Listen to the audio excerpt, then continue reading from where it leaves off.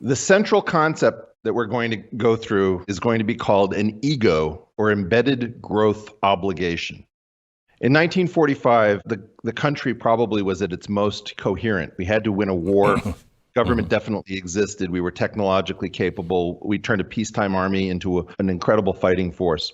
Then we entered a different era where we had incredible growth. It was very consistent.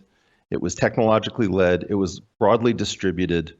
And this technologically led growth became an expectation between, I would say, 1945, and it lasted probably till about 1971 through 73. During this period, a guy named Derek DeSola Price pointed out that all technological progress was on an exponential curve. And he said, therefore, that the trend cannot continue. And I believe that the Derek DeSola Price breaking of that trend happens in the late 60s, early 70s, and the growth pattern of the United States changes. If you look at median male income and GDP per capita, they're in lockstep from 1945 until about 71 through 73. Median male income flatlines, growth continues, and in effect, Derek DeSola Price's prediction, I believe, came true. We just didn't understand what the prediction was. We never heard of the guy. We didn't put it together. In the 80s, our idealism was about competitiveness. And in part, that was about taking from organized labor in order to make sure that management had the ability to restart the engines of growth. And of course, what we found out was that all of these techniques didn't work the way I believe the earnest supply siders expected they would. So the through line, the reason it's all falling apart, has to do with a powerful theory.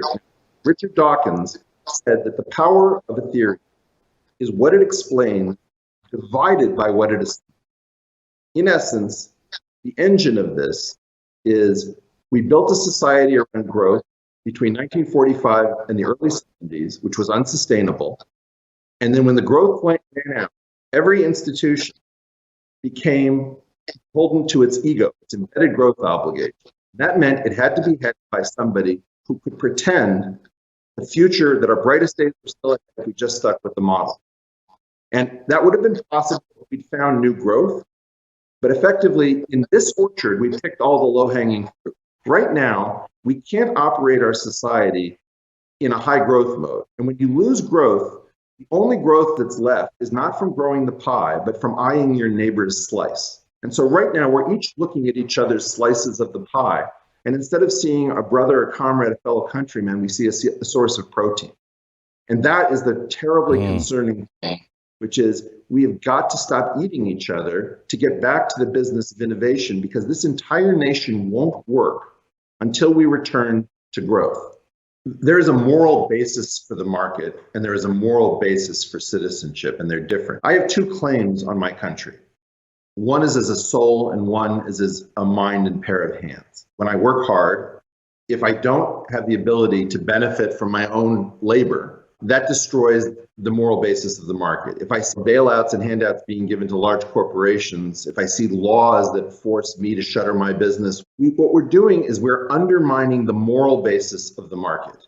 And you cannot shove that onto efficiency. The economics profession is completely corrupted by the idea that it is effectively serving the concentration of wealth, as if efficiency and growth are the only two things that matter. And distribution, of course, is not an issue of economics. I pass over this idiocy in silence after this. Now, that is a huge problem, is that we created a world of people who don't have to talk about reality.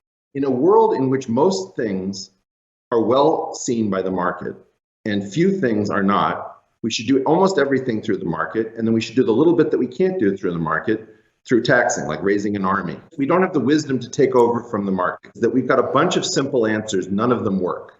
I could say it's all Ayn Rand, or what we need to do is recognize that Swedish socialism works. Right. You know, all of this is garbage. Put everything on the blockchain. Blockchain solves everything. All of these are completely simplistic. And free market belongs in that group. And if you're like me, you want to save the best aspects. We have to go non-coercive. We have to respect our past, and we got to get the boot of oppression off the number of people who can't figure out. Baby boomers do not like to be told to leave the workforce when it's time. In part, that's because the boomers didn't have enough wealth And as a result, everybody else is in a holding pattern. And right now, the principal emergency is that we've got a ton of young men and young women who need to form families and homes. A continuing society is all about babies. And creating the preconditions where people wish to keep their society going so that people will care enough to sacrifice in their life for a legacy. In effect, we have a lot of young women who may not be able to have kids because the market is completely taking away the ability to form families from our young people. And so right now, what we've got to do is we've got to get a bunch of old people out of their goddamn chairs. And quite frankly, we've got to fight the kleptocrats in center left, center right, Wokistan and Magistan, and get back to the business of innovation.